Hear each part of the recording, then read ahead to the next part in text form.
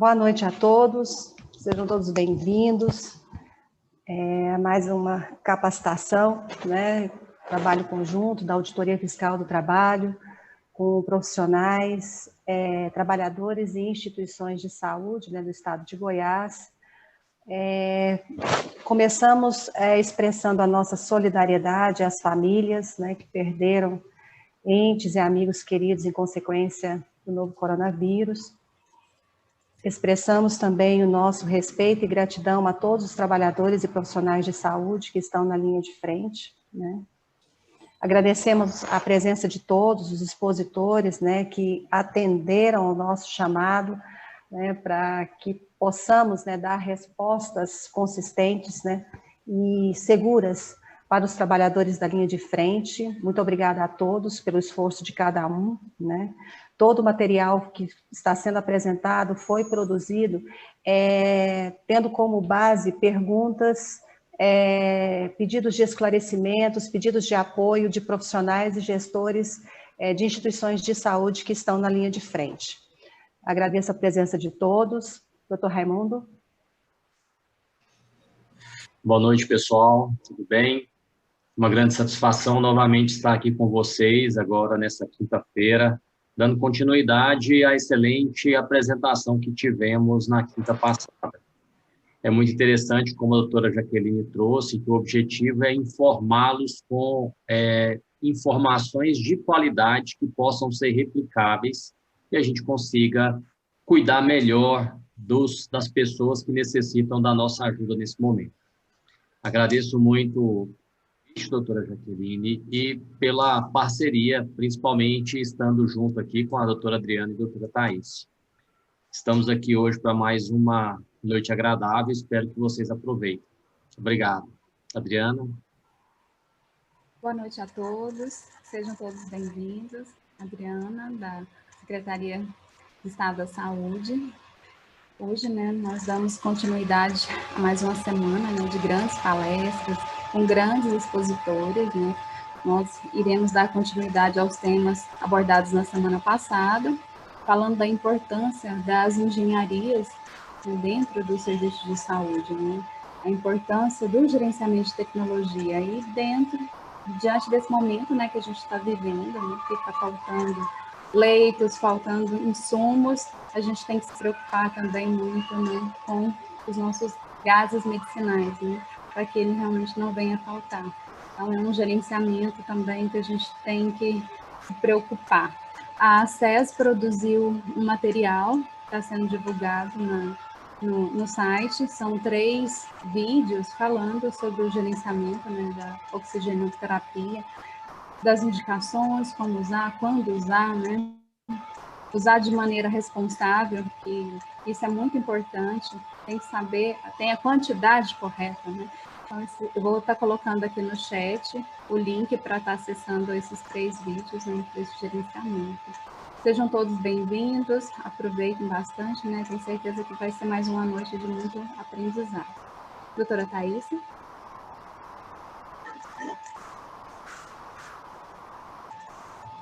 Boa noite a todos. Eu sou Thaísa Paixão, sou médica do trabalho do Hospital de Urgências de Anápolis, sou conselheira fiscal da Associação Goiana de Medicina do Trabalho e cumprimento os presentes, cumprimento os expositores e essa é uma semana de agradecimentos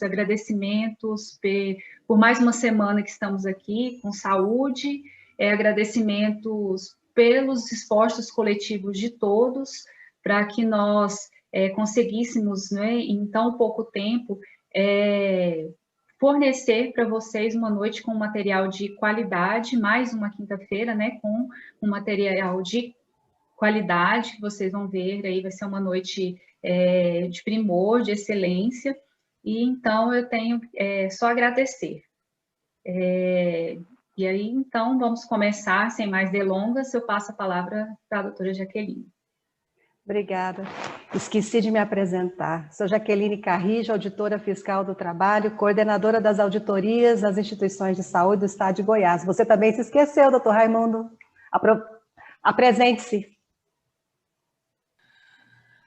Meu nome é Raimundo, sou médico, atualmente diretor técnico de uma instituição privada aqui de Goiás. E é uma grande satisfação estarmos juntos, doutor Jaqueline. Sim. A satisfação é nossa contar com tanta solidariedade, né? Satisfação e gratidão imensa, né? De contar com tanta solidariedade. Um dos meus autores favoritos, te copiando, sabe? O doutor Raimundo, que adora fazer citações, né?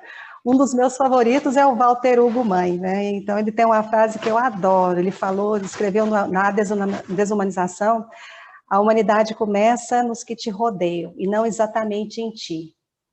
E é com essa reflexão sobre o olhar para os outros, a necessidade dos outros, é que eu vou passar a palavra agora para o Dr. Ricardo Maranhão, engenheiro eletricista, especialista em engenharia clínica, mestre em saúde pública, presidente da Associação Brasileira de Engenharia Clínica, ABCLIN.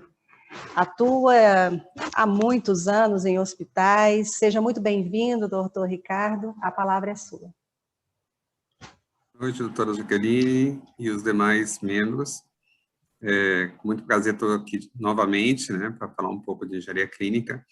Hoje eu vou ter um foco um pouquinho diferente, eu vou explicar isso daqui a pouco.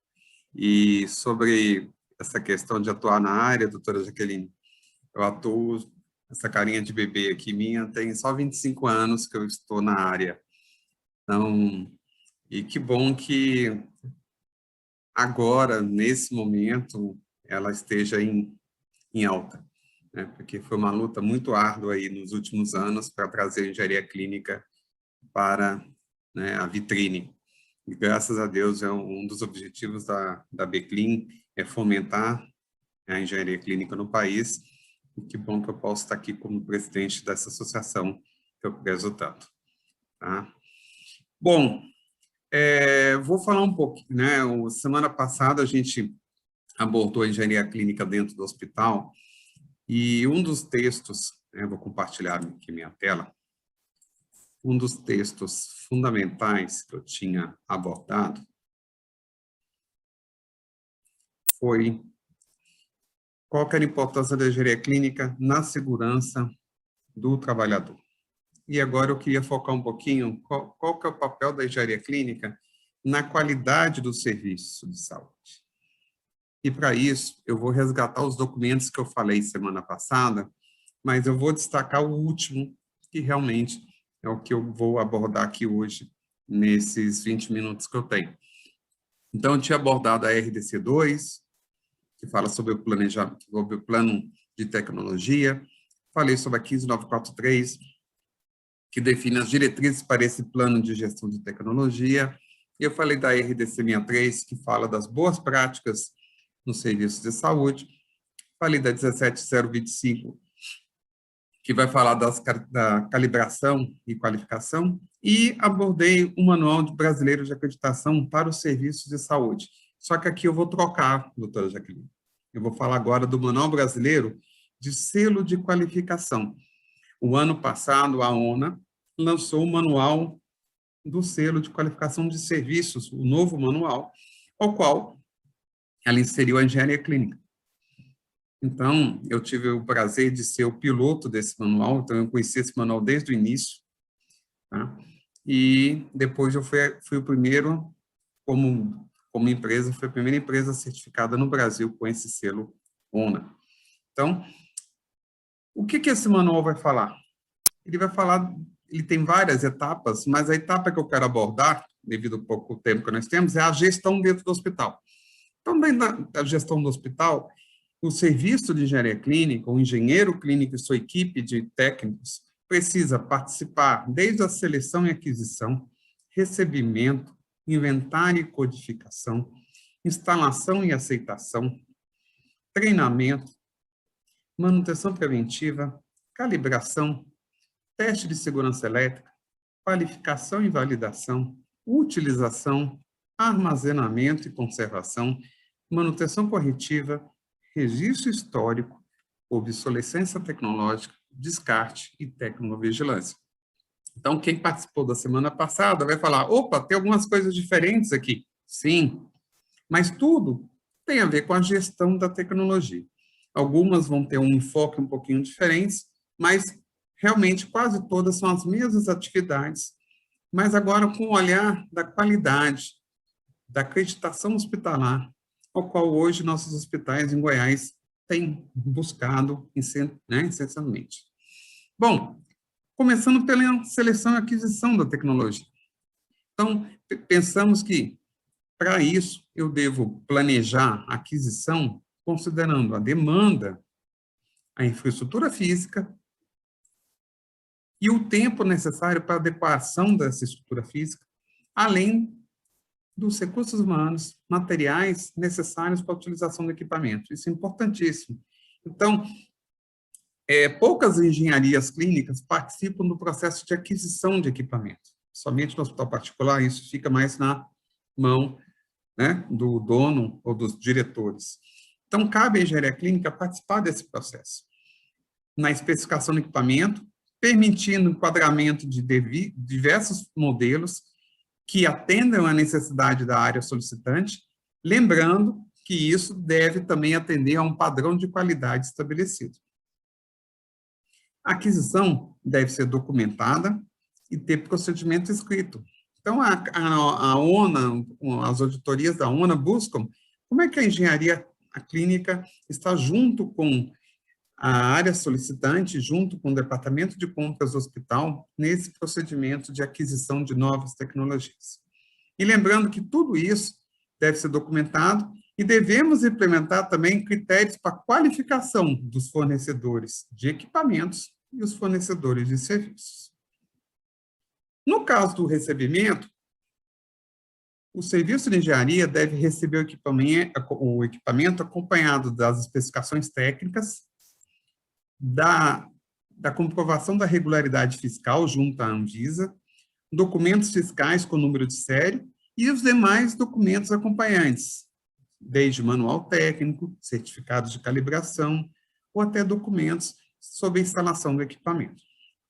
E eu devo realizar a inspeção visual do equipamento entregue pelo fornecedor para assegurar que aquele equipamento corresponde ao que foi solicitado, esteja completo com todos os seus acessórios e documentação técnica especificada na proposta, que não existem peças e partes faltantes ou acessórios danificados, e o equipamento esteja compatível com os requisitos de pré-instalação que foram aprovados pelo fornecedor. Bom, eu comprei, recebi, eu vou codificá-lo e vou inventariá-lo, vou colocar no meu inventário, que a gente falou isso semana passada. Então, eu inicio o meu processo, meu plano de gestão, realizando o inventário desses equipamentos, identificando os equipamentos por número de patrimônio ou até um código de identificação próprio, e eu vou registrar todas as informações que são minimamente necessárias para a minha gestão, desde nome técnico, marca, modelo, código de identificação, localização, número de série, data de instalação, criticidade do equipamento, que é um ponto fundamental na hora da segurança do paciente, registro da Anvisa, data e valor da compra e outros dados que eu julgar relevantes. Lembrando que esse inventário, eu vou ter que atualizar ele periodicamente, pensando nas novas aquisições e nas desativações que nós vamos abordar daqui a pouco.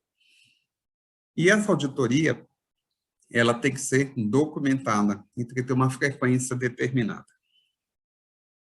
Na instalação do equipamento, eu devo pensar na instalação dos equipamentos de saúde e equipamentos de infraestrutura que estejam em conformidade com as normas específicas aplicáveis, como também as recomendações do fabricante.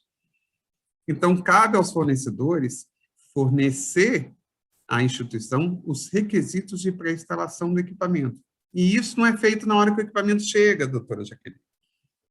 Isso é feito lá na hora do processo de aquisição. Por isso que é importante a participação da engenharia clínica na aquisição, e não na hora que a caixa chega. Depois que a caixa chegou, aí é um problema para a engenharia clínica. Mas se a engenharia clínica está atuando junto com o hospital, lá no início da aquisição, fica muito mais fácil o processo de incorporação dessa tecnologia. Lembrando que os requisitos de pré-instalação devem atender às prescrições da regulamentação técnica de arquitetura e engenharia, né, de acordo com a vigilância sanitária, seja municipal ou estadual. E na instalação, eu devo registrar todas as ocorrências relativas à aceitação, instalação e início de funcionamento. A gente faz até uma ata de instalação do equipamento. A garantia do equipamento deve começar a ocorrer a partir do aceite final do equipamento, e não lá na hora da entrega da caixa. Isso é ponto fundamental. E no caso do treinamento, que nós abordamos semana passada, eu vou, né, completar aqui, eu devo capacitar a equipe no uso do equipamento, de acordo com os critérios estabelecidos.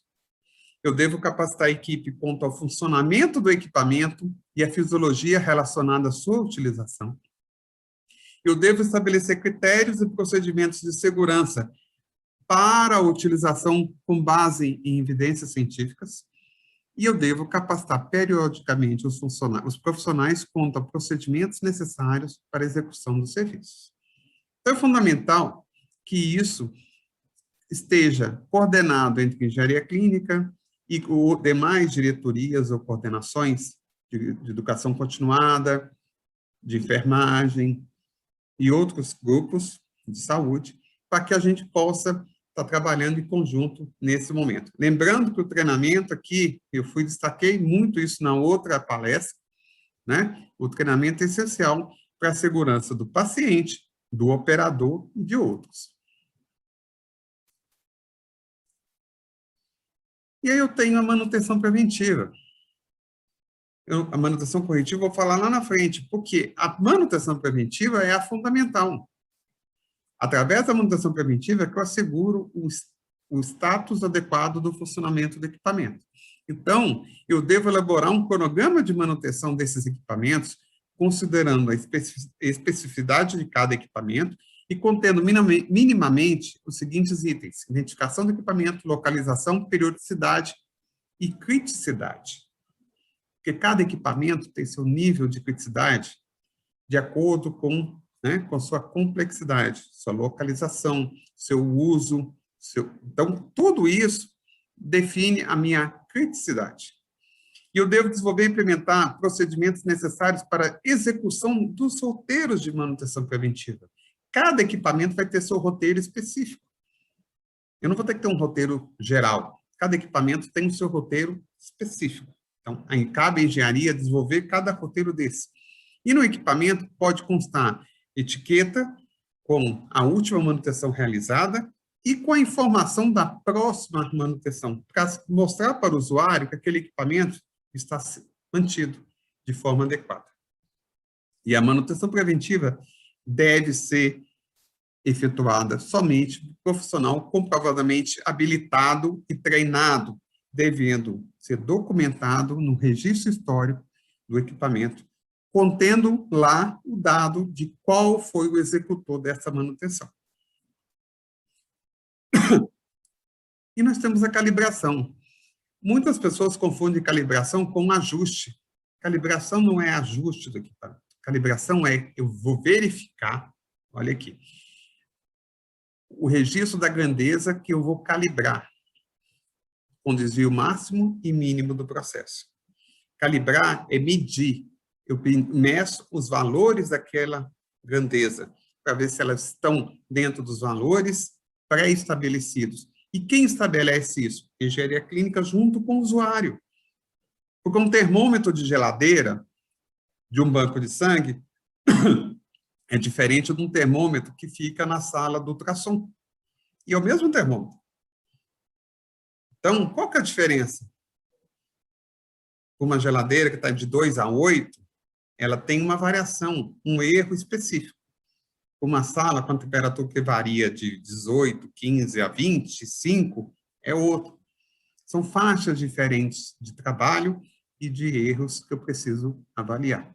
Então, estou dando só um exemplo do termômetro, mas isso cabe para todos os demais equipamentos. Deve ser elaborado o cronograma de calibração. Como eu fiz o cronograma de manutenção preventiva, eu também devo fazer e elaborar um cronograma de calibração, contendo a especificidade do equipamento e contendo identificação do equipamento, localização e periodicidade também. E no equipamento, também vou ter uma outra etiqueta para calibração, onde vai conter os dados da última calibração e os dados da próxima calibração. E ela deve também ser efetuada por profissional comprovadamente habilitado, treinado, devendo ser documentado no registro histórico. Uma observação que eu queria pontuar. Nas minhas equipes de engenharia clínica, doutora Jaqueline, quem faz manutenção não calibra e quem calibra não faz manutenção. Então, são duas ações diferentes. Isso não quer dizer que todos fazem isso. Isso é uma filosofia minha, da minha equipe. Então, eu digo bem claro, eu tenho duas equipes hoje, uma para manutenção e uma para calibração. E elas não se misturam. Elas atuam em conjunto, né? Uma vai fazer a manutenção preventiva, a outra vai calibrar o equipamento. Por que isso? Porque dessa forma eu consigo ver se realmente a preventiva foi realizada ou a corretiva foi realizada, e a calibração vai mostrar que o equipamento está apto para ser retornado, com segurança. Isso é muito interessante ser pontuado.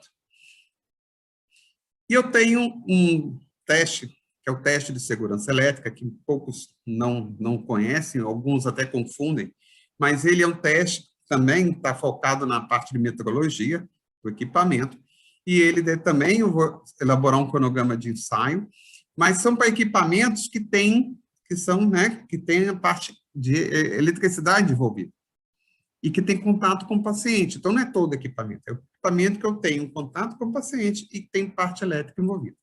Então, eu vou também ter a identificação do equipamento, vou fazer a localização dele e vou trabalhar a periodicidade. E nesse equipamento também vai conter uma terceira etiqueta. Então, nós já estamos falando em 3 etiquetas do equipamento. Então, eu até gostaria de pontuar isso aqui. Quando vocês olharem para o equipamento, olhem se o equipamento tem uma etiqueta preventiva, uma etiqueta de calibração e até uma etiqueta de teste de segurança elétrica. Interessante, né? E o teste de segurança elétrica deve ser efetuado também por profissional comprovadamente habilitado e treinado, devendo também ser documentado no seu registro histórico. Atenção! Garantir que os padrões utilizados para calibração, que foi o módulo passado, e teste de segurança elétrica, tenham rastreabilidade pela Rede Brasileira de Calibração, quando houver procedimento homologado. Não é que eu tenho um analisador, que eles também estão... Os meus analisadores também têm que estar calibrados. Então, eu vou calibrar algum equipamento, eu tenho que assegurar que aquele analisador esteja também calibrado. E ele também tem seu período de calibração, sua frequência de calibração. Então, a engenharia tem que garantir que os equipamentos médicos estejam calibrados e os analisadores que eles usam para a calibração também estejam calibrados. Então, isso é importante que a UNA aborda, que ela mostra que além de eu pensar como engenheiro para o meu hospital, eu tenho que pensar para minhas ferramentas e equipamentos. E nós temos a qualificação e validação. O que é a qualificação, né? Vou qualificar, né, a área usuária, descrição do equipamento, identificação do equipamento e cronograma de qualificação. Quais são os tipos de qualificação que eu tenho? Eu tenho qualificação de instalação, qualificação de operação e qualificação de desempenho. Lembrando que o termo qualificação é normalmente utilizado para equipamentos, utilidades e sistemas, enquanto validação é aplicado para processos. Então, às vezes, a engenharia clínica é chamada até para fazer validação. Então, validar aquele processo.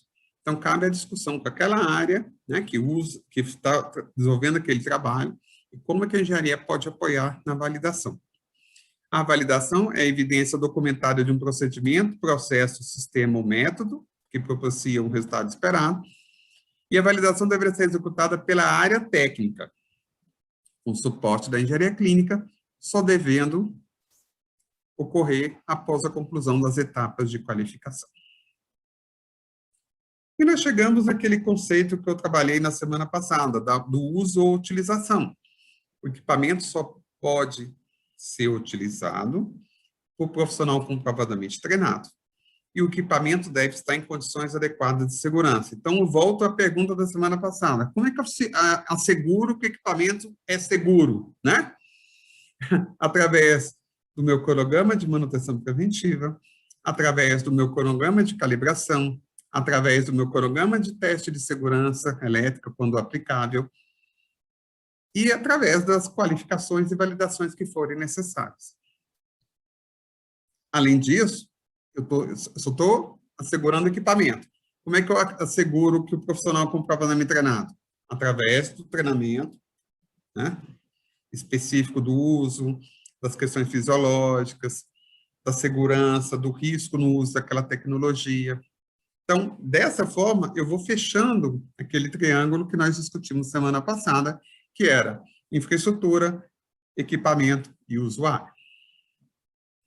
Para o uso de equipamento emissor de radiações ionizantes, deve ser observadas também os requisitos de proteção radiológicas contidos na legislação específica.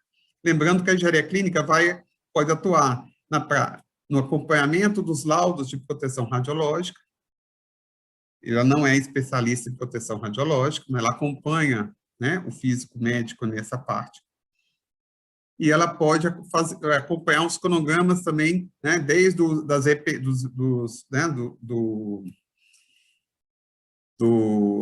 como é que chama? Protetor de gônada, né, os protetores, né, de raio-x que são necessários até o acompanhamento da manutenção e o uso destes. Além disso, como prevenção para esses acidentes, é obrigatório o uso de equipamento de proteção individual, EPI e EPC, recomendados para áreas atuais. Temos que pensar no armazenamento e conservação desses equipamentos. Então, todos os equipamentos devem ser armazenados conforme especificado pelo fabricante, pela legislação vigente, e sob condições que garantam identidade, integridade, qualidade, segurança, eficácia e rastreabilidade dos mesmos. Então, devemos estabelecer e implementar critérios para impedir o uso de equipamentos que ainda não tenham sido aprovados no recebimento. Então, lá atrás, eles ainda não foram recebidos, então não podemos deixar a equipe utilizar. Equipamentos que voltaram da manutenção ou estejam em manutenção, que ainda não foram calibrados. Impedidos de uso por algum motivo que ainda está sendo avaliado. Indicados para descarte ou devolução. Devendo todos esses equipamentos serem identificados quanto à sua situação e destino. E devidamente segregados. E aqui, doutora Jaqueline, nós temos um problema. Porque se a engenharia clínica já é numa salinha pequena, como é que eu consigo segregar equipamentos dentro dos hospitais? Não é que os hospitais têm culpa nisso. A questão é que nós não temos esse local para segregar. Então, nós temos que achar soluções para essa questão. E nós chegamos naquela que eu falo que sempre é a demanda da engenharia clínica, mas não é a fundamental, né? A manutenção corretiva.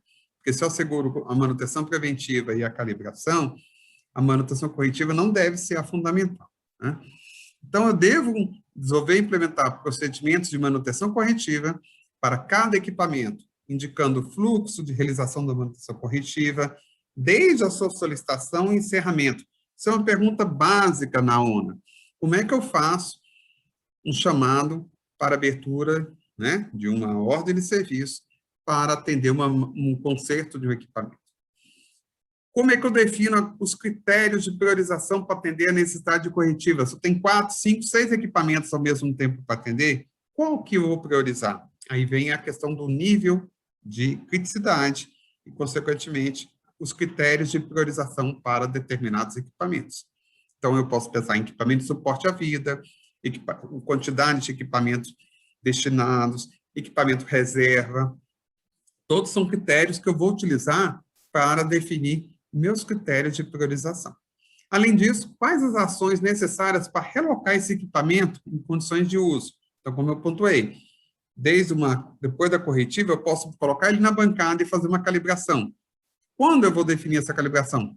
São critérios que vão depender, né, do quanto eu fiz de manutenção corretiva que impactou nesse equipamento.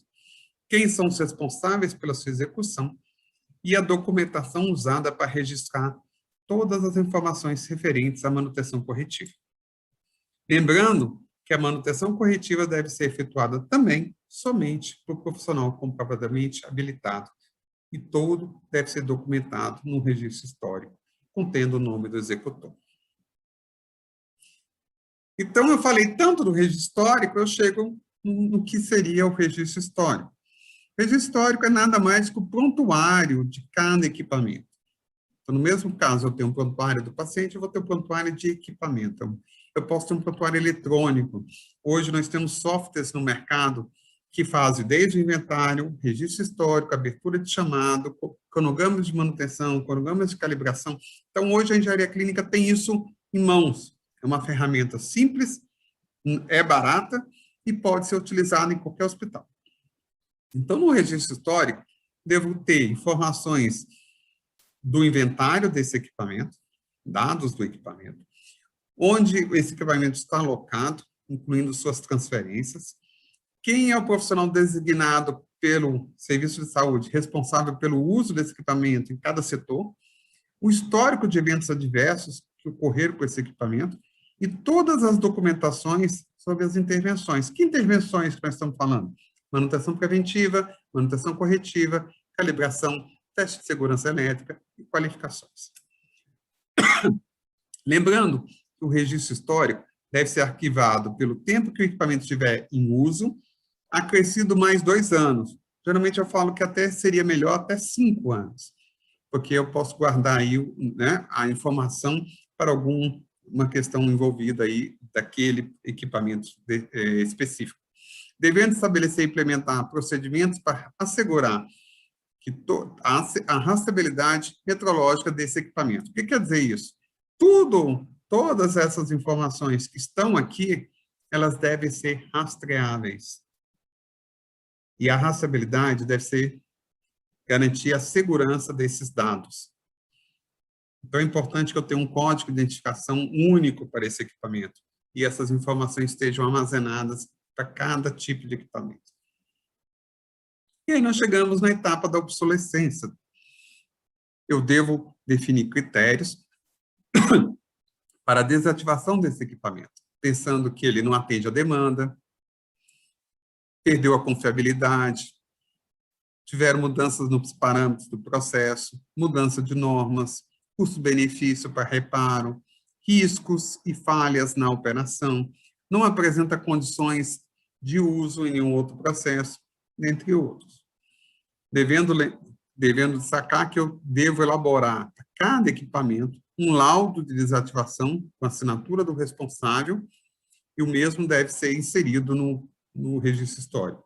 Uma dúvida que as pessoas têm é, no momento que o equipamento ele é desativado por obsolescência, ele vai sair do registro histórico? Não, ele vai ficar lá com status de desativado, tá? Ou inativo, né? Dependendo do conceito ou do código que vai ser utilizado, e essa informação vai ficar armazenada lá durante, como eu disse, 2 anos, ou, melhor, até 5 anos.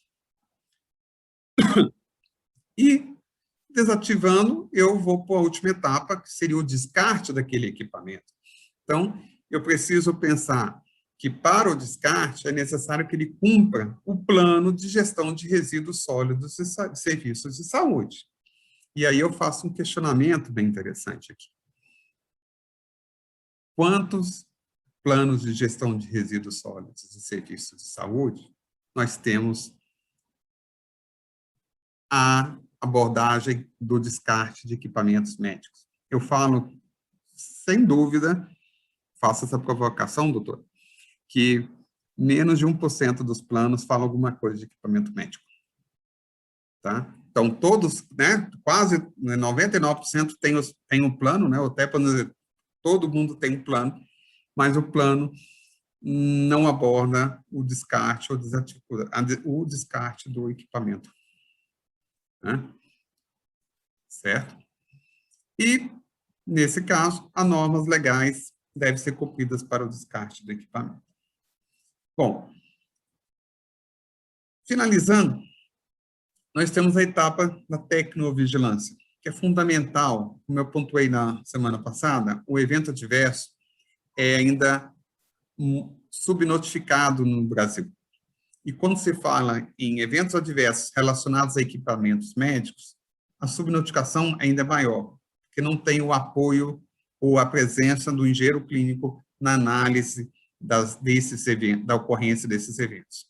Então, a instituição deve estabelecer fluxo para identificar, avaliar queixas técnicas e eventos adversos, gerenciar riscos, promover educação aos colaboradores e disponibilizar protocolos e relatórios relacionados à tecnovigilância. Então, a ONU sempre nos pergunta como nós fazemos parte desse processo de tecnovigilância, da análise e notificação de eventos adversos relacionados aos equipamentos médicos. E aí, eu sempre falo para toda a minha equipe e aos meus alunos sobre o seguinte: cabe ao engenheiro clínico fazer parte do núcleo de segurança do paciente. Então, é outra questão que tem demais dentro do hospital, né? Criou-se os núcleos de segurança do paciente, mas quais núcleos de segurança do paciente que tem um engenheiro clínico? É fundamental que o engenheiro faça parte. Até eu falo assim, eu estou buscando sarna para me coçar, né? Porque é mais trabalho para o engenheiro. Mas é fundamental, porque o engenheiro é que vai analisar o evento relacionado ao equipamento médico. É importante estabelecer fluxo para a busca de notificações de tecnovigilância emitida por agências reguladoras relacionadas a equipamentos de saúde. A minha equipe de engenharia hoje, semanalmente, recebe um relatório dos alertas da Anvisa. Mas a Anvisa que manda? Não.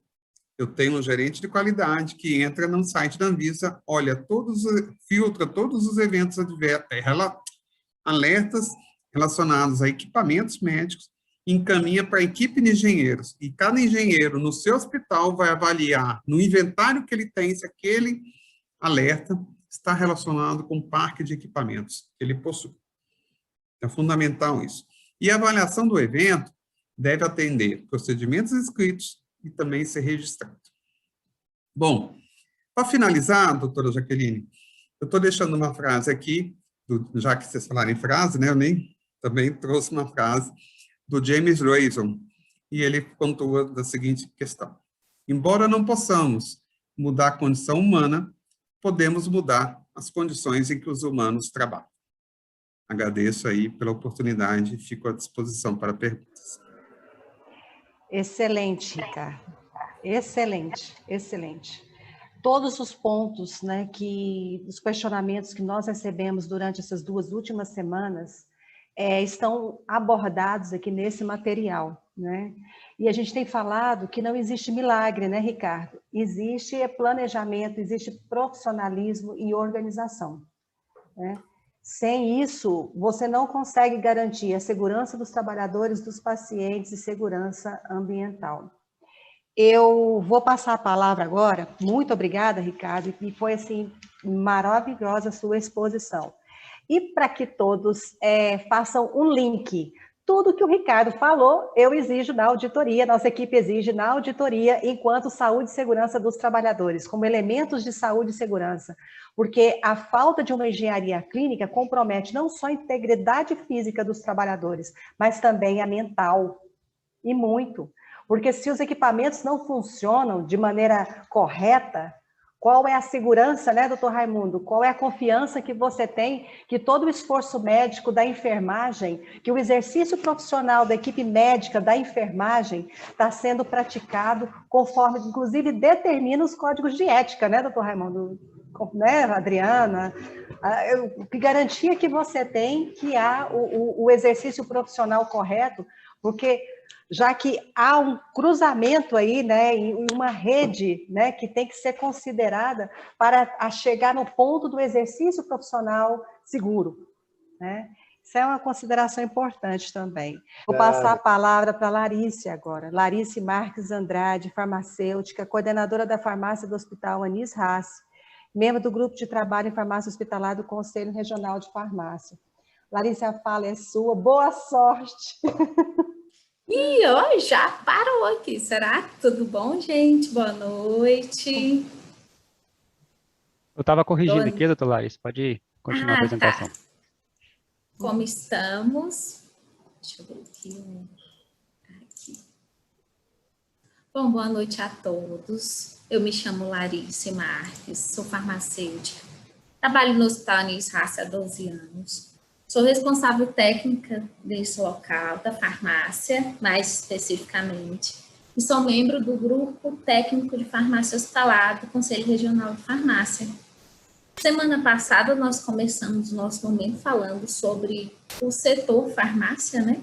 Que é um setor que é dirigido pelo um farmacêutico que faz conexão e integração com todo o hospital, diretoria, todos os trabalhadores, para que eu tenha uma assistência farmacêutica plena. Esse setor, ele é embasado, regido por normas técnicas, assim como o Ricardo falou, o Arthur falou também, nós trouxemos semana passada algumas normativas, as que mais se usam, e se tiver farmacêutico nesse momento vai saber, principalmente quando eu falar de portaria 344, RDC 7 e sucessivamente. Falamos da cadeia medicamentosa e a responsabilidade do dono desse processo, que é o farmacêutico. Por que a gente fala muito nesse momento do farmacêutico? Porque nós sabemos que tem várias instituições de serviço de saúde que não dispõem de um profissional farmacêutico que está nesse universo da cadeia medicamentosa, ele é o responsável. Nós falamos sobre a qualificação do fornecedor, a necessidade de se qualificar esse fornecedor, da aquisição, dos processos do recebimento, dos processos do armazenamento e dos processos da dispensação. Hoje nós vamos falar do processo da farmácia fora da farmácia. Então, assim, eu passo por toda a estrutura para depois eu chegar fora da farmácia até chegar ao paciente. Mas lembrando sempre, para que eu chegue ao paciente, eu tenho que sempre munir o trabalhador, para que é ele que vai fazer e administrar o medicamento, seguindo várias cadeias. Eu vou falar hoje da atenção farmacêutica, da farmácia clínica e da integração do farmacêutico dentro do hospital. Falando também sobre a atenção farmacêutica, eu preciso montar essa parte interna para que ela chegue fora do hospital. Então, as barreiras de segurança para a dispensação é muito necessário. Eu tenho 2 engenheiros que falam muito da tecnologia, então eu trabalho com a tecnologia mais agora há 2 anos, então possivelmente tenha vários colegas que trabalham com prescrição manual. Então, se eu tenho 12 anos, eu tenho 10 anos que eu trabalhei com prescrição manual e eu preciso aprender, eu preciso saber trabalhar com prescrição manual, que é um plano de contingência. Só que eu preciso trazer a segurança que um sistema informatizado hoje, dentro da cadeia medicamentosa, assistência ao paciente, ajuda em vários âmbitos. Eu tenho um sistema que a prescrição ela sai do manual para ser um pouco mais automatizada, diminui as transcrições, que diminui o erro. Daí eu já começo. Depois eu venho para parametrização. O Ricardo falou da importância que os engenheiros têm sobre a aquisição. Então, é um processo inicial e realmente essa parte do processo inicial de barreira de segurança para que o médico prescreva, para que eu possa atender e assim fazer assistência farmacêutica é importantíssimo. Eu falo também da padronização de diluições e cálculos, das identificações de materiais e medicamentos, principalmente os medicamentos. Aí a gente pode citar os medicamentos de alto risco, que pode causar um mal instantâneo ao paciente. Com isso, eu tenho a segunda vítima, que é o trabalhador. Esses dias eu estava vendo sobre a identificação de cada material, de cada medicamento, cores, as informações, o tanto que são necessários. Hoje eu falo nessa parte interna sobre o modo de dispensação. Dependendo do modo de dispensação, semana passada a gente falou do coletivo individualizado e unitário.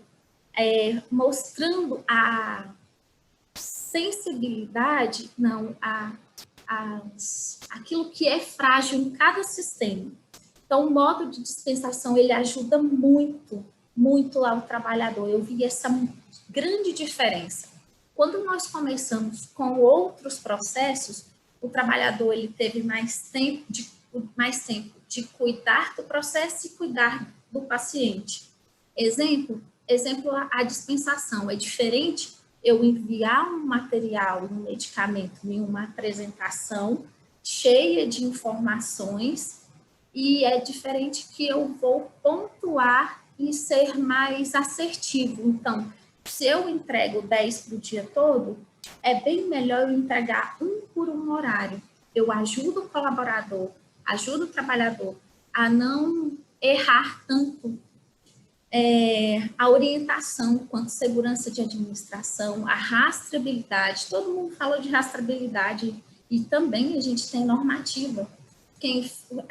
Rastreabilidade tanto do processo quanto a rastreabilidade do material e do medicamento. Importantíssimo na área da farmacovigilância. A diminuição externa em estoque. Quanto menos a gente estocar, muito melhor. Na área externa da farmácia, então eu não comprometo nem o sistema, e nem o trabalhador, e nem o paciente. Faturamento, eu tenho uma amiga, que eu sempre trabalhei na parte privada, e eu tenho uma amiga do SUS, e ela fala muito sobre as metas que os hospitais precisam, que eu achava que fosse muito particularidade de instituições privadas. Ela falou: Larissa, se a gente não bater várias metas, muitas vezes a gente é muito prejudicado, até mesmo quanto verbas. E sim, a farmácia, principalmente na hora dessa montagem de material, medicamento, que vai ser padronizado ou não, vai impactar diretamente no faturamento. E a participação do farmacêutico nessa atenção farmacêutica. Dependendo do modelo, ele é exigido muito mais, muito mais. O modelo manual é muito mais exigido, porque eu tenho maiores erros. O foco da atenção farmacêutica é a administração segura dos medicamentos. Para isso, eu preciso dar barreiras. Eu preciso trabalhar com barreiras para todos, para toda a instituição. Quais são as barreiras que eu vou linkar aqui? Educação permanente, tecnologia, padronizações de processos, do gerenciamento de risco, farmacovigilância e as comissões, mais uma vez a integração. Esse slide ele foi feito por uma grande colega minha da enfermagem, a enfermeira responsável pela educação permanente. Esse slide é dela. Eu falei assim, ela chama Natália. Eu falei: Natália, eu preciso dos pilares da educação permanente. Aí ela começou a falar, eu falei: não, eu preciso dos pilares para todos. Quais são os pilares da educação permanente? Aí ela veio colocando, a gente ouve isso muito dentro do hospital. O empoderamento do colaborador, do trabalhador, o engajamento de toda a equipe. Com isso, eu gero a segurança no trabalhador, com isso, eu gero a segurança no paciente, com isso, eu tenho as padronizações na assistência e a continuidade do cuidado. É você empoderar o trabalhador do dia, da noite, do sábado, da segunda, de qualquer dia, para não ter a diferença entre o hospital dia, o hospital noite, que nós ouvimos muito falar. Então, esse engajamento da educação permanente, ele é contínuo, ele é permanente. Por quê?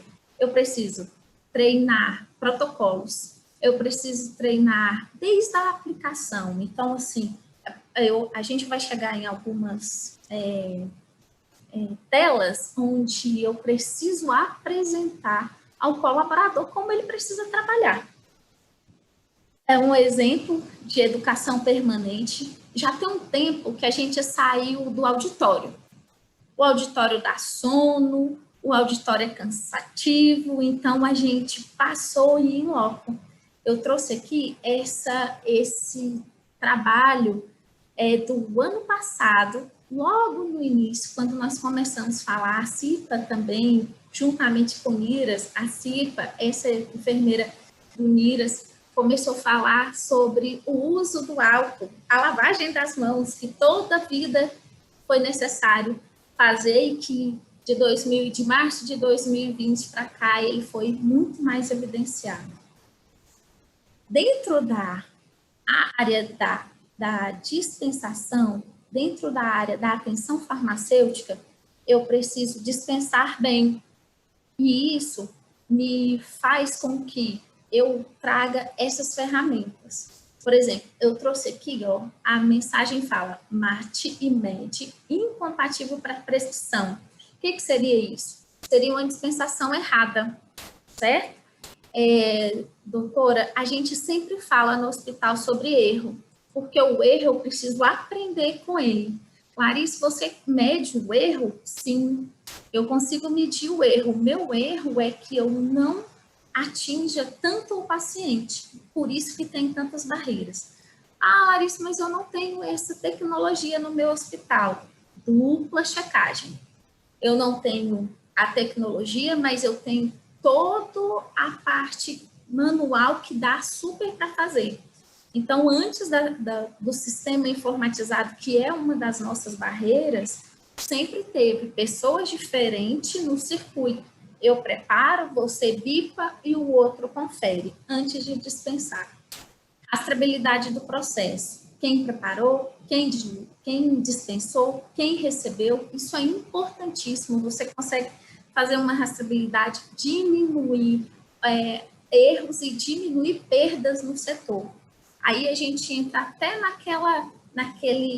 numa questão sobre drogas de abuso, e nesse momento, então, assim, a gente consegue fazer essa rastreabilidade do processo. Também a rastreabilidade do medicamento. Importantíssimo, quando eu faço farmacovigilância. Lote, para quem foi, em que momento, até mesmo nota fiscal eu consigo ver em poucos cliques.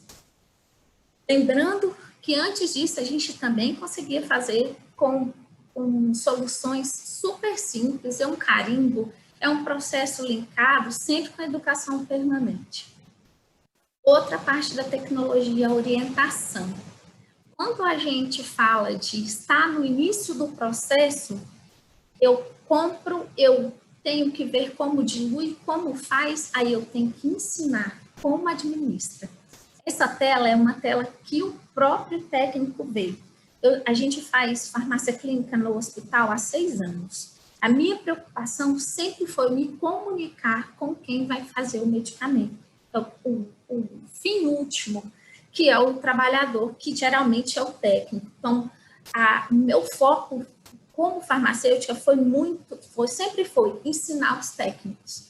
Então, assim, eu preciso orientar para que ele faça bem. Quanto mais eu oriento, mais eu recebo uma ligação. Larissa está aí? A Renilda está aí? A Alessandra está aí? Por quê? Eu preciso de uma farmacêutica. Então, eu acho isso muito bom, porque a gente trabalha com a arma e com a solução ou não. Dependendo de como o medicamento é feito, ele prejudica todos, tanto o paciente quanto o trabalhador. Também eu trago também na área da tecnologia os alertas às reações adversas. Sempre fizemos, independente de tecnologia ou não. Lógico, a tecnologia ela ajuda na questão de otimização, mas o trabalho sempre foi o mesmo. Olha só, deve ter alguns colegas farmacêuticos. Isso é um guia de diluição. Eu peguei esse guia e coloquei dentro do sistema, mas antes do sistema, essa semana mesmo, um médico me passou uma mensagem, eu falei, eu tô terminando a reunião. Ele falou assim, não, eu achei o guia, pode deixar, eu já consegui no guia. Esse guia, ele é uma orientação para toda a equipe, ele é disposto no hospital, é uma obrigatoriedade, ele é disposto no hospital, ele fala quais os medicamentos, como, quanto tempo que faz, como dilui. Isso tudo é uma obrigatoriedade. Por quê? Para que todos os trabalhadores tenham a possibilidade de acertar. Outra, Arthur e Ricardo, esse carrinho, a gente no hospital, nós conseguimos fazer ele. Isso daí foi uma junção da farmácia, da TI, da engenharia, da diretoria e da enfermagem. Nós compramos a ideia e conseguimos fazer. Então, nós saímos do 2x, x ao quadrado, não sei o que lá, as matemáticas, e a gente conseguiu fazer de uma forma que funcionou, super funciona, e é uma segurança, porque na beira do leito, o trabalhador bipa a pulseira, bipa o medicamento. Opa, a farmácia mandou errado. Opa, atenção, esse medicamento não é da prescrição. É uma dupla checagem mecânica, que não abandona a dupla checagem humana. Gestão de risco, medicamentos. Por exemplo, nessa tela eu trago esse medicamento aqui em vermelho. Eu digo para todo o hospital, para todos os técnicos, que esse medicamento pode causar um prejuízo ao paciente. Antes da tecnologia, eu já fazia. Eu poderia fazer um carimbo em vermelho e eu carimbava nas prescrições já para saber, para informar que, olha, esse medicamento é um medicamento do grupo de risco. Ele pode causar esse X ação maléfica ao paciente. Com isso, eu engajo o trabalhador na cadeia medicamentosa. Assim, eu trouxe outro exemplo da mesma forma, também dizendo que nessa tela, tá vendo, tem um monte de medicamento, mas tem 2 aqui de comunicação visual que me chama a atenção, que aí no coraçãozinho, pegou no hospital. Durante a integração, que é o primeiro passo, a iniciação, por quê? Eu não posso pegar o trabalhador e colocar ele no primeiro dia no salão. Ele tem que ser treinado e os padrões mínimos. Então, durante a integração, todos os colaboradores, todos os setores têm esse momento com o trabalhador. Farmácia, engenharia, Ricardo e Arthur, engenharia fala da conservação, de como fazer. Então, assim, a gente gasta um tempo para ganhar várias outras coisas, para quem acha que é gastar tempo. Então, assim, eu ensino muito a eles, vão no coraçãozinho que vocês verem a observação. E isso é o engajamento que traz o empoderamento para o trabalhador, porque a gente não está lá todo o tempo, então eu preciso deixar de uma melhor forma possível. Olha a comunicação visual. Dentro das 6 metas internacionais, a terceira meta é a prescrição e uso de administração segura de medicamentos. Se eu tenho medicamentos que causam um mal ao paciente instantâneo, eu preciso trabalhar com barreiras. As minhas barreiras são informações, comunicação visual, educação permanente. Eu preciso chamar a atenção deles que ali tem alguma coisa. E aí, no chamar a atenção, vem a educação permanente. Farmácia clínica. Aqui eu tenho a integração dos setores. Eu tenho a fono, uma técnica de enfermagem, fisioterapeuta, enfermeiro, farmacêutico, enfermeiro, fisioterapeuta e médico. O serviço de farmácia clínica ele vem crescendo muito. Por quê? Por causa dos resultados. A farmácia clínica ela tem um foco. Integrar, tentar melhorar o processo e fazer intervenções, orientações. Eu trouxe para vocês os meus 2 melhores resultados, que são as intervenções junto ao médico. Eu tenho quando a gente olha os resultados aqui, a média. Vocês estão vendo que essas médias caíram? Então, o meu número de intervenção de 2015 para agora, ele caiu muito. Por quê? A adesão ao trabalho da farmácia clínica. O que a gente vê e faz nessas intervenções? A gente olha a duplicidade de classes medicamentosas, dose, posologia, incompatibilidade de diluição, alergia, interações, via de administração, adequação à comorbidade do paciente. Isso a gente consegue muito ver, principalmente na integração com a equipe, na hora das visitas multi. Tempo de infusão, preparo inadequado de medicamento, conciliação medicamentosa, importantíssimo. As interações, passiva de acompanhamento farmacêutico, por exemplo, a gente tem uma UTI coronariana. Então, eu tenho 3 antiagregantes plaquetários em um paciente só. Pode causar sangramento? Qual que é o risco e o benefício? Então, eu vou integrar e vou acompanhar essas possíveis interações. E orientação de alta também. O segundo resultado, que é o que eu mais gosto, são as orientações aos trabalhadores, que a maioria são os técnicos. Eu trouxe de janeiro de 2019. Oi. Tá tudo certo aí? Certo? Tá. Eu tô acabando. Eu trouxe de janeiro de 2019 até abril de 2020. Olha a diferença. Em 2019, eu já tinha os resultados de 5 anos. Na pandemia, nós aumentamos significativamente. Então, aí que a gente teve que cair no salão, né? Então, nós saímos de uma média de 4% para uma média de 11%. Então, entra medicamentos off-label, novas aquisições. Então, consequentemente, a minha orientação vai aumentar. Dentro da farmacovigilância, que são os nossos resultados, eu trago também a farmacovigilância porque é uma ciência de atividade, né? Que ela previne os erros e sempre está a favor do processo. Esse slide apresenta o 11% da adesão. O que a gente vê muito na farmacovigilância? Alergia, antídotos, ações preventivas, que são os meus maiores resultados.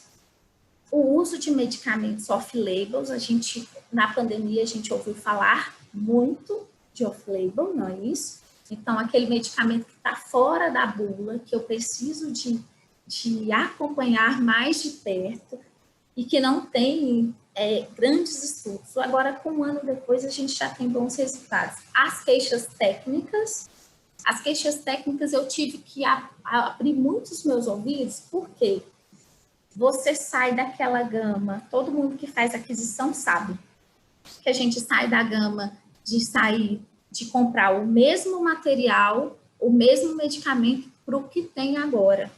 O que cabe a nós? Sempre olhar, estar próximo. Então, queixa técnica, eu estou muito atenta, porque tem materiais de novas marcas, eles podem dar alguma coisa que não seja desejável, e as ações. Aí entra a Anvisa, certo? Farmacovigilância é um serviço ótimo, que cada vez mais ele cresce, e a gente precisa expandir isso. Por último, as interações do farmacêutico. A interação importantíssima é a equipe multi. Eu tenho que sempre estar aberto, esperando eles com as dúvidas. Núcleo de segurança do paciente, sou membro do núcleo, diretoria técnica, executiva, clínica, decisões, principalmente nesse momento. SESMIT e CIPA, SESMIT e CIPA são grandes parceiros.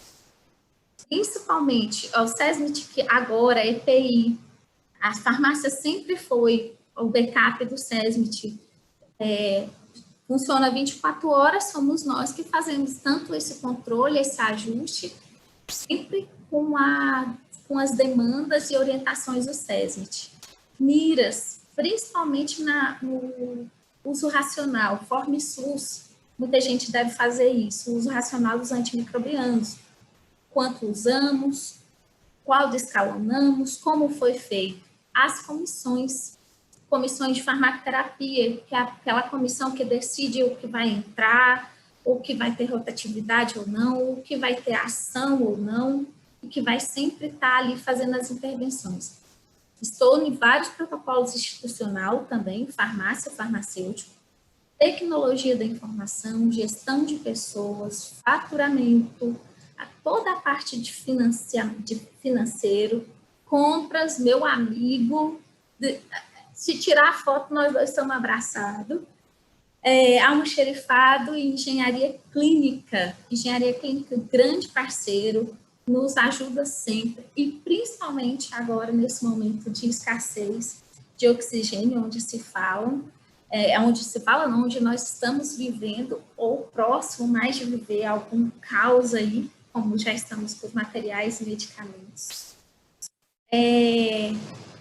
Finalizo agradecendo e espero muito ter contribuído. Muito obrigada, Larissa. Claro, como sempre, muito obrigada. Eu vou pedir agora, aproveitando o link que a Larissa fez, a redução do oxigênio, que foi uma demanda altíssima que nós tivemos nos últimos 6, 7 dias, principalmente. 18 hospitais pediram orientação com relação a evitar desperdício, a questão dos vazamentos, e aí eu pedi ajuda para a equipe técnica do HDT, do UGOL e do HC-UFG. Hélio, por favor, apresente o material em resposta às demandas que nós recebemos recente, por favor.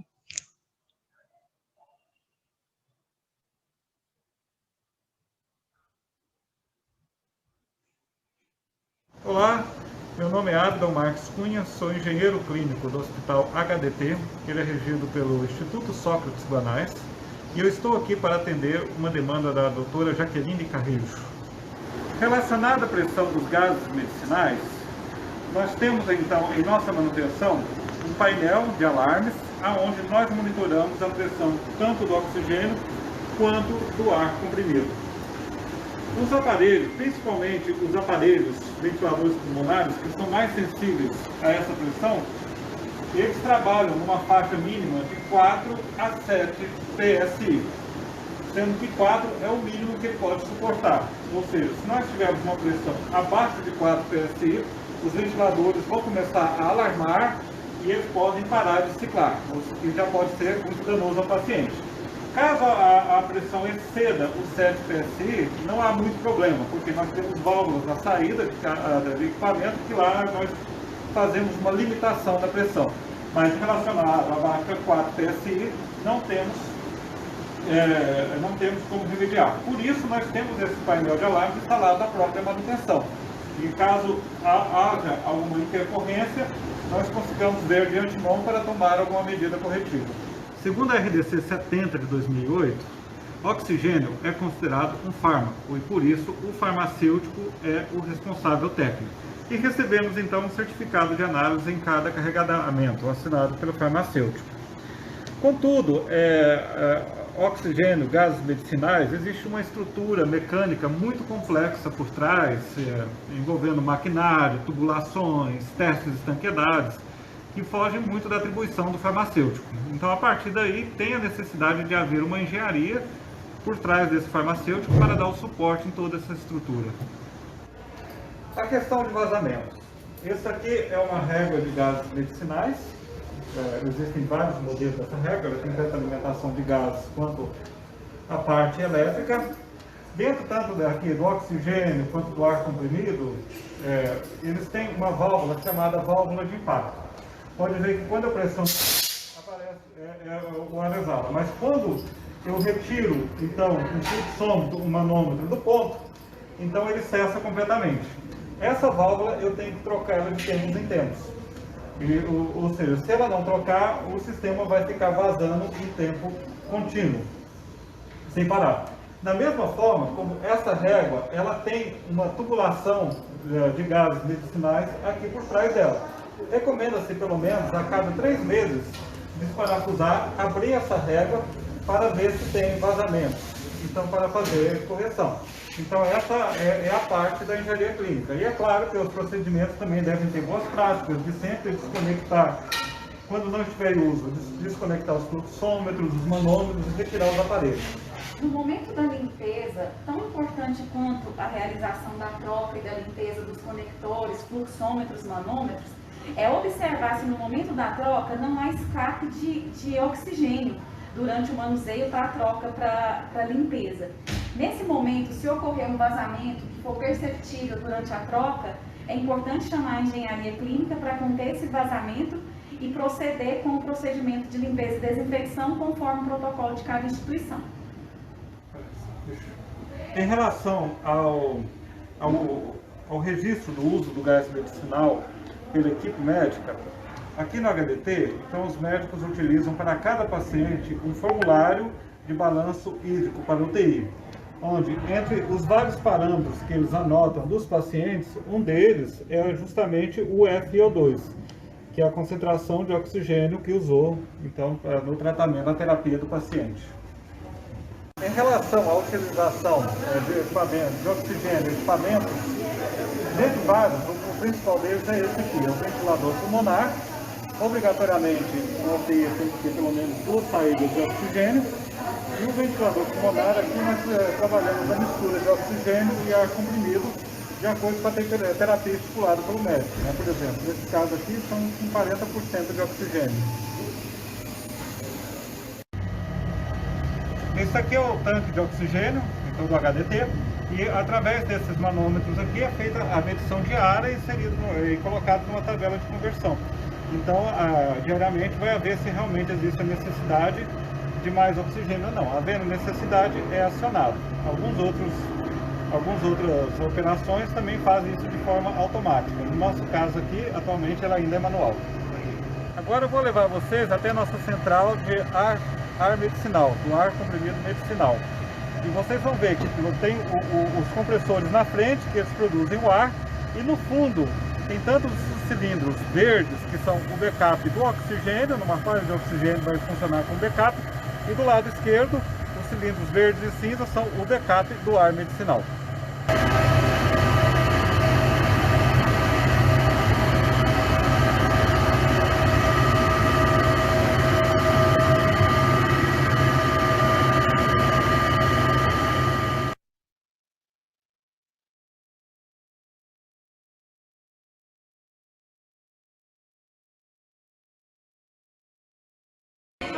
Olá, meu nome é Arthur Roberto, eu sou engenheiro biomédico de formação e hoje eu atuo como supervisor de engenharia clínica na AGI.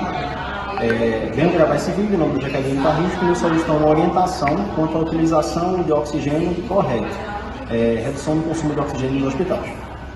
Eu trago agora como exemplo o fluxômetro. O fluxômetro, ele é calibrado para trabalhar, o fluxômetro normal que a gente usa nos hospitais, ele é calibrado para trabalhar de 0 a 15 litros por minuto. Não obstante, ele foi configurado, ele foi construído para trabalhar com pressão de trabalho de 3,5 atmosferas. Caso ele esteja submetido a uma pressão superior, o oxigênio entregue na prática ao paciente será muito maior do que mostrado na escala, como foi mostrado anteriormente no vídeo, já demonstrado para vocês. A orientação de uso é: ou regule a pressão da sua rede completa, o que pode causar algumas consequências como alarmes desnecessários, entre outros, e para que consiga ser feito de forma célere, sugerimos utilizar o manômetro antes do fluxômetro, reduzindo a pressão da rede local, sem impactar no restante da rede do hospital. Agora vamos para a prática. Regulando a pressão da rede para 3,5 kgf por centímetro quadrado. E regulando o fluxômetro para 10 litros por minuto.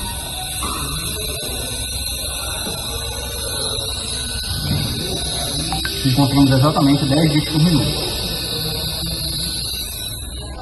De forma análoga, utilizando o fluxômetro direto na rede,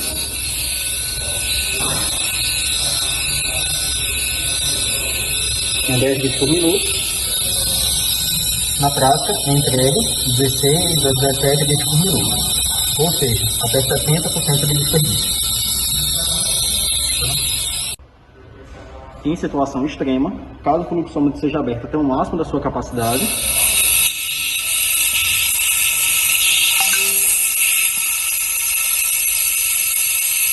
podendo registrar um fluxo de até 93 litros por minuto.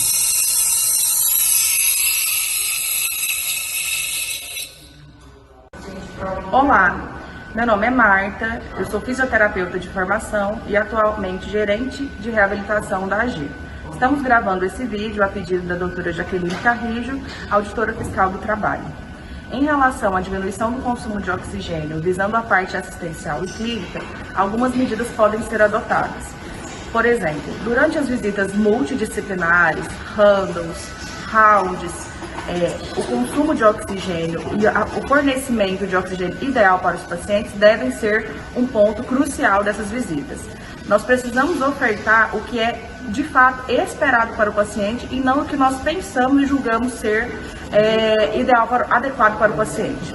Por isso, durante essas visitas é preciso estabelecer o foco, a saturação alvo esperada para o paciente, considerando as suas patologias prévias e suas condições pulmonares atuais. Para isso, e pós essas visitas, nós podemos inserir placas sinalizadoras beira-leito dos pacientes, nos fluxômetros, nos manômetros ou na própria parede, determinando qual é a saturação-alvo para esses pacientes, para que toda a equipe, direta ou indiretamente ligada a esses cuidados, estejam cientes do que é esperado para o paciente. De forma que toda a equipe saiba quando a gente deve reduzir, ajustar ou diminuir as frações inspiradas de oxigênio oferecidas para esse paciente. Outras medidas como capacitação das equipes, treinamentos, placas sinalizadoras em todo o hospital, lives e outras discussões se somam a todas essas outras ações direcionadas ao consumo adequado e ideal para cada paciente. No final, quero ressaltar que todas essas medidas visam reduzir a hiperoxemia, um incidente que causa dano aos pacientes pela liberação de radicais livres e mediadores inflamatórios que complicam a situação do paciente internado. Bom dia, meu nome é Valderson, sou auxiliar de manutenção aqui da unidade UGOL e hoje eu venho falar para vocês sobre a preventiva que a gente tem para não causar o desperdício de oxigênio. Todo dia a gente faz uma verificação diária, isso é feito todo dia no período de manhã, onde que a gente pega o volume do tanque e a pressão do tanque para a gente descobrir a quantidade de oxigênio aqui, a gente passa para o almoxarifado e ele já faz a solicitação. Com isso a gente vai deixar o tanque sempre na posição correta e sempre cheio, para não deixar faltar oxigênio aqui na nossa unidade.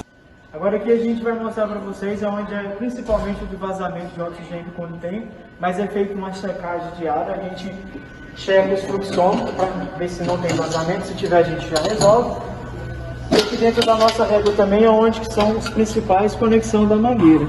Então essa checagem é feita sempre quando tem vazamento, fica bastante visível, a gente já entra para resolver o problema imediatamente.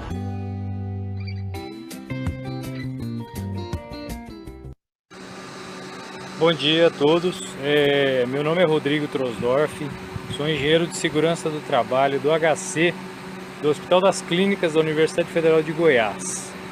E gostaria de falar para vocês alguns aspectos importantes no controle e na eliminação do desperdício de oxigênio. Com o advento da segunda onda da pandemia, os hospitais viram a necessidade de um maior controle de um item importantíssimo para esse momento de pandemia, que é o oxigênio. Tá? O primeiro ponto que eu vou mostrar para vocês de um bom controle de oxigênio uma boa estratégia de trabalho para que não haja desperdício de oxigênio. Vamos começar pelo tanque de oxigênio. O próprio tanque de oxigênio, ele é em geral colocado em locais fora do hospital e mediante uma rede de tubulações, ele chega ao hospital e lá dentro ele distribui. Esse tanque de oxigênio ele tem que ser controlado não só por uma questão de segurança do próprio tanque de oxigênio, que é um equipamento, é um vaso de pressão muitas vezes, mas também por essa questão de desperdício que eu falei. Um dos itens importantes para a gente controlar aqui seriam as válvulas. Eu vou mostrar para você aqui as válvulas do tanque. Essas válvulas que a gente faz a manobra de distribuição de oxigênio para dentro do hospital, elas têm que passar por periódicas aferições, periódicas manutenções, garantindo que elas estejam estanques e sejam realmente permitindo somente o fluxo para a rede, não para fora.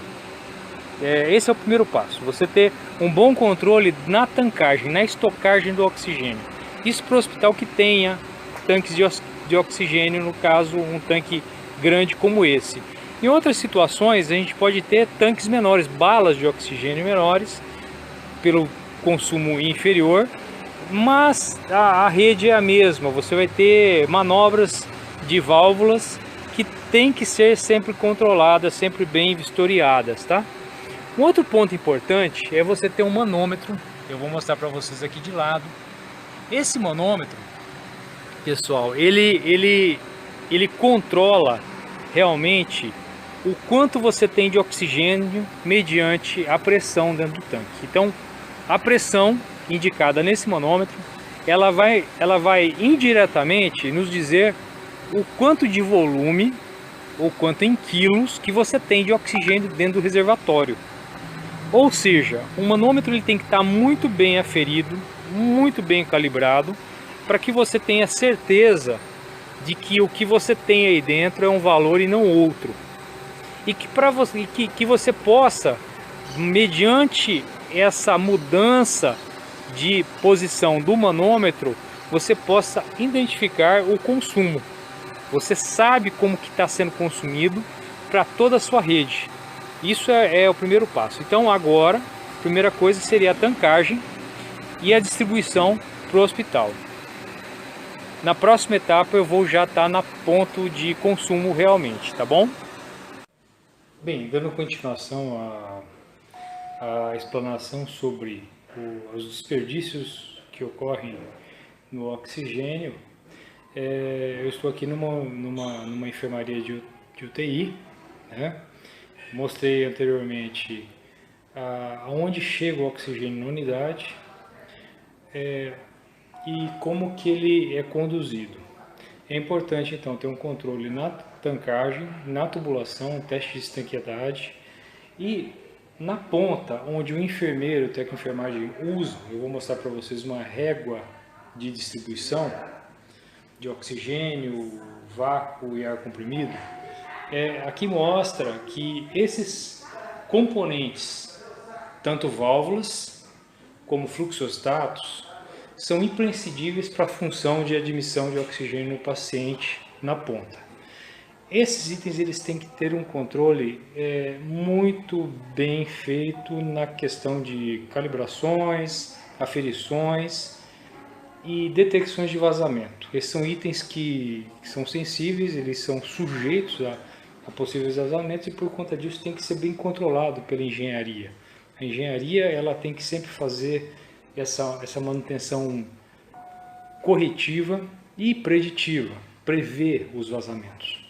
Além disso, é importante que a engenharia do local, ou a pessoa que faz a função da engenharia no local do hospital, tenha uma pessoa que tenha a capacidade de correr a tubulação da rede de oxigênio em todo o complexo hospitalar, verificando possíveis vazamentos nas conexões.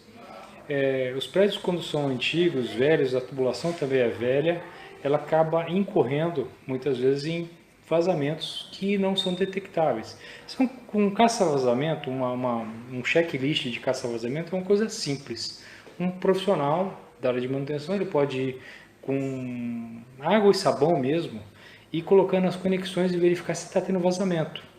Aí, detectando esse vazamento, ele vai lá e marca aquela conexão, aquela válvula, aquele acessório, para que ela seja passada por uma manutenção. Isso é uma prática simples, só basta ter uma pessoa de manutenção bem preparada, bem capacitada, que passe correndo por isso. enfermeiros e técnicos de enfermagens que tenham sensibilidade boa de ouvido, principalmente eles que tenham experiência, eles conseguem também detectar vazamentos só pelo ouvir. Eles sabem que está tendo vazamento por esses acessórios também. Isso é importantíssimo. São práticas simples e extremamente úteis para esse consumo. É importante dizer que uma atividade dessa, ela tem...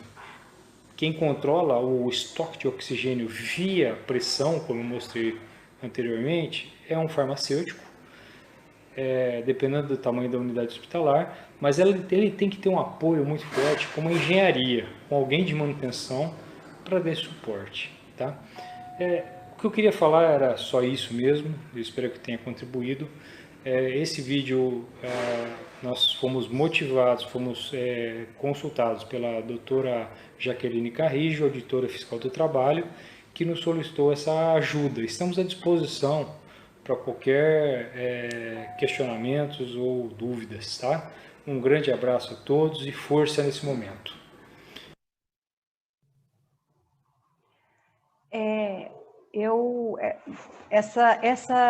Eles fizeram o material foi produzido em razão das demandas que nós recebemos. Foi exatamente em cima dos pedidos de gestores e trabalhadores, né, durante essa semana.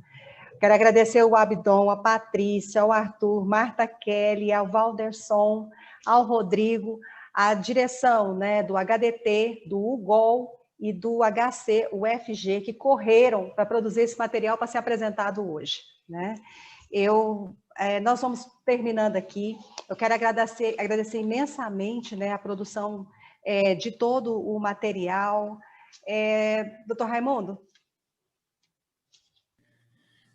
Pessoal, excelente. Foram 2 blocos aí de um mesmo assunto, mas que eram necessários. É um momento que tem sido bastante necessária a gente ter essa visão global desses setores e que estão sendo fundamentais aí no controle da pandemia.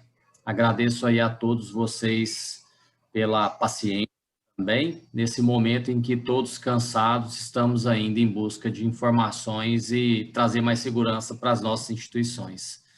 Larice, Ricardo, Arthur, parabéns, vocês foram excelentes. Adriana?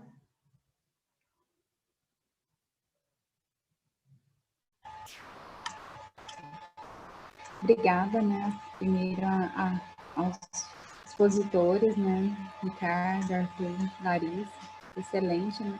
E queria só lembrar a todos que hoje, né, é o Dia Nacional de Segurança do Paciente, que na verdade vai ser comemorado na próxima semana, com o tema da equidade na saúde, né?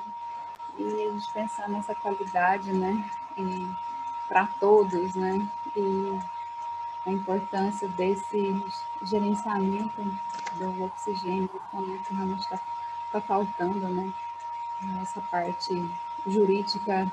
Eu falo sempre com a Jaqueline, né, não é comigo, mas eu acredito que hoje não ter esse gerenciamento, ter esse desperdício, está tendo uma preocupação muito grande da Secretaria de Saúde em relação a esse uso consciente. Eu acredito que seja até um crime, né, nesse momento, assim, de estar faltando, a gente está todo mundo lutando, né, com esse insumo tão importante, e aí a gente sabe que tem várias unidades de saúde que não tem uma equipe multi, que não está fazendo o uso de forma adequada, né. Então, foi excelente os vídeos, parabéns a todos, obrigada a todos, né, que estiveram aqui presente hoje, na véspera de feriado, todo mundo cansado.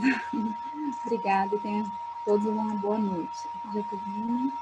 Raíssa.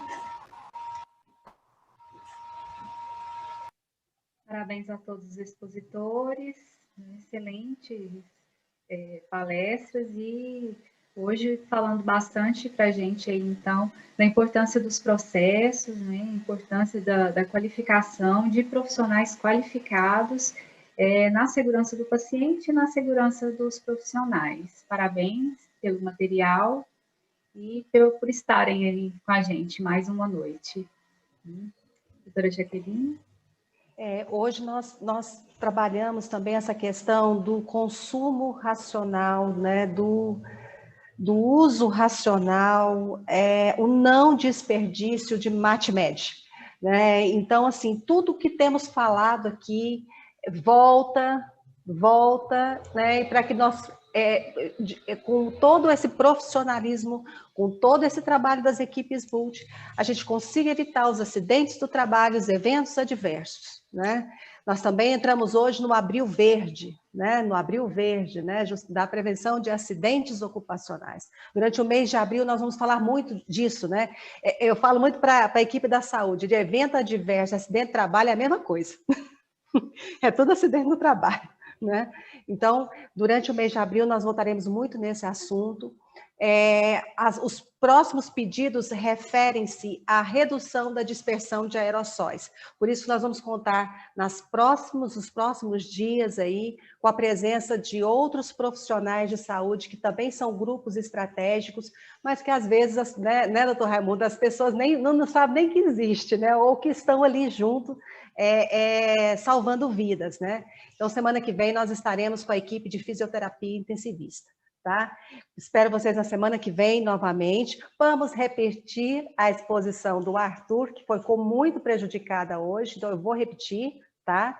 E semana que vem nós daremos continuidade e haverá comunicação nos e-mails institucionais. Agradeço imensamente a preciosidade da aula do Ricardo. Isso tudo, Ricardo, será repassado para todos os gestores públicos e privados do estado de Goiás, os e-mails institucionais, ok? Muito obrigada. Do Arthur, a mesma coisa. Também da Larice, né, que fala uma fala extremamente importante. E continuem se comunicando conosco e pedindo aquilo que vocês entendam que, nesse momento, nós possamos, de alguma maneira, contribuir com os processos e a organização do trabalho de vocês. Boa noite, muito obrigada e até semana que vem.